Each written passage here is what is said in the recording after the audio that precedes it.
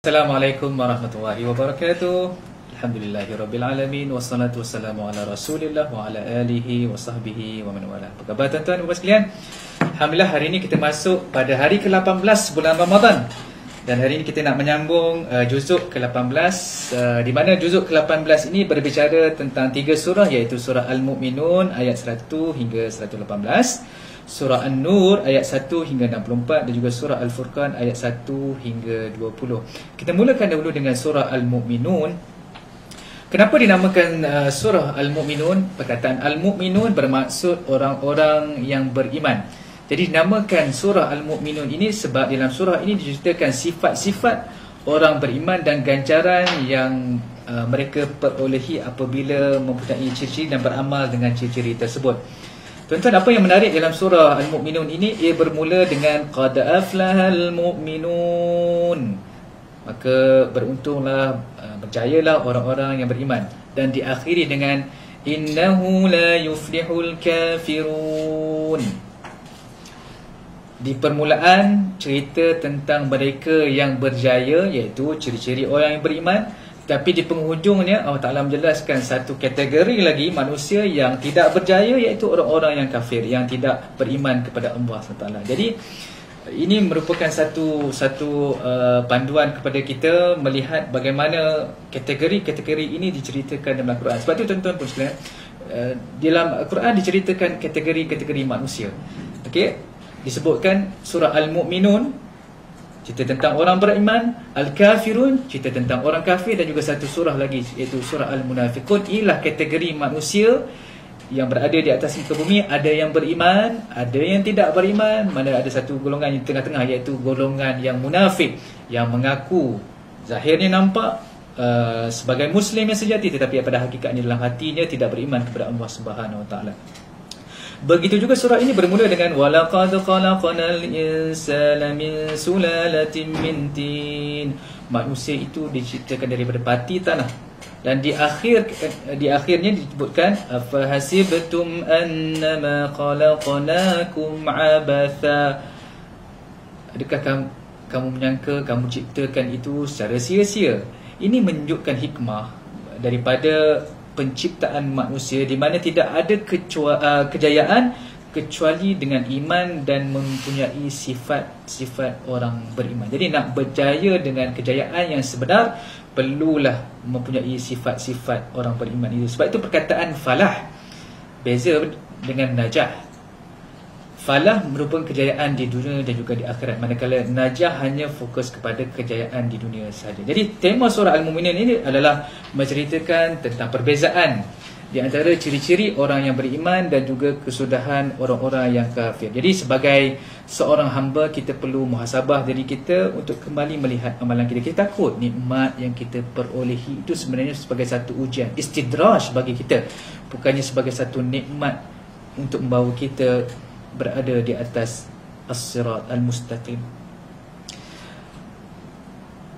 Dan antara yang dijelaskan juga dalam surah Al-Mu'minun ini adalah tentang bagaimana kita nak mengenali tanda hati kita ni baik, amalan kita tu ikhlas. Jadi Allah Ta'ala menjelaskan walladzina yu'tuna ma ataw wa qulubuhum wajilatun annahum ila rabbihim raji'un. Dan orang-orang yang memberi apa yang mereka berikan sedang hati mereka gemetar kerana mereka yakin akan kembali kepada Tuhan mereka. Jadi antara tanda hati kita baik, apabila mendengar ayat Allah, mendengar perintah Allah, hati kita akan menjadi gemetar dan ingin terus melaksanakan perintah tersebut dan meninggalkan segala larangan.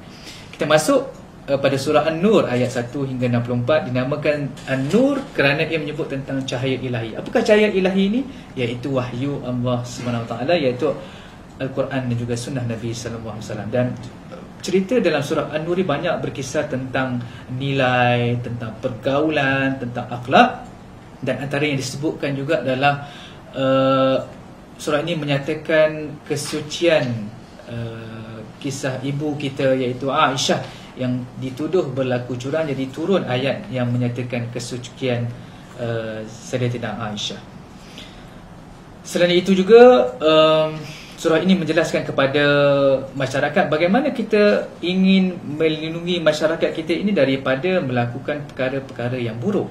Yang pertamanya adalah peringatan dari menyebarkan perkara yang buruk. Apabila datang kita dengar satu cerita yang buruk, jangan mudah untuk sebarkan. Contoh boleh tengok pada ayat yang ke-19, Allah Taala menyebutkan innal ladzina yuhibbuna an tashi'al fahishata innal ladzina yuhibbuna an tashi'al fahishatu fil ladzina amanu lahum adzabun alim. Orang-orang yang suka terebah, yakni tuduhan-tuduhan yang buruk dalam kalangan orang-orang yang beriman, mereka akan beroleh azab seksa yang sangat-sangat pedih.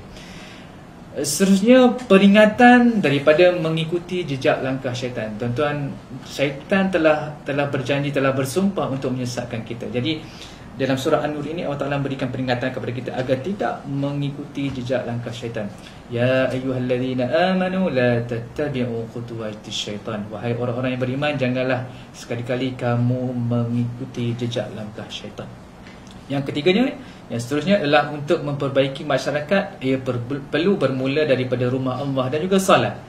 Jadi rumah Allah merupakan satu step yang pertama bagaimana untuk kita memperbaiki masyarakat. Lihat di masjid pada hari ini, sekiranya ramai orang berada di masjid, kita akan melihat refleksnya, kita akan melihat realiti masyarakat kita pada hari ini. Jadi nak membina masyarakat, bawa masyarakat untuk berada dalam masjid dan juga menunaikan salat secara berjemaah. Antara perkara penting yang disebutkan dalam surah An-Nur juga, iaitu tiga kewajipan utama apabila tersebarnya keburukan. Sebagai orang awam, bila tersebarnya keburukan, apa yang perlu kita buat? Bagaimana perlu kita bertindak? Yang pertamanya, kena bersangka baik dengan saudara-saudara kita terlebih dahulu. Jangan mudah judge, jangan mudah menghukum mereka sedangkan mereka belum terbukti melakukan kesilapan. Itu yang pertama. Yang keduanya, perlu mencari dan meminta bukti. Jangan terus menerima cerita yang datang kepada kita bulat-bulat. Okay, dapatkan kebenaran, dapatkan bukti sebelum kita mempercayai berita-berita buruk tersebut. Yang ketiga, jangan tergesa-gesa daripada bercakap tentang perkara tersebut. Hari ini, reti dunia Facebook, dunia Twitter, dunia teknologi, alam maya ini menyebabkan kita tergesa-gesa untuk berbicara tentang sesuatu yang kita dengar, berita buruk yang kita dengar, sedangkan kita masih belum pasti sama ada berita itu betul ataupun salah. Ini antara benda yang perlu kita jelaskan, perlu kita muhasabah diri kita setiap hari. Dan dalam surah An-Nur juga Allah Ta'ala menjelaskan bagaimana untuk kita menjaga kemaluan kita daripada melakukan perkara-perkara yang tidak sepatutnya. Yang pertamanya adalah dari sudut menjaga pandangan. Yang kedua adalah dari sudut mendengar. Sejauh mana kita mendengar perkara-perkara yang baik, sejauh mana adakah setiap hari kita mendengar fitnah, umpatan dan sebagainya.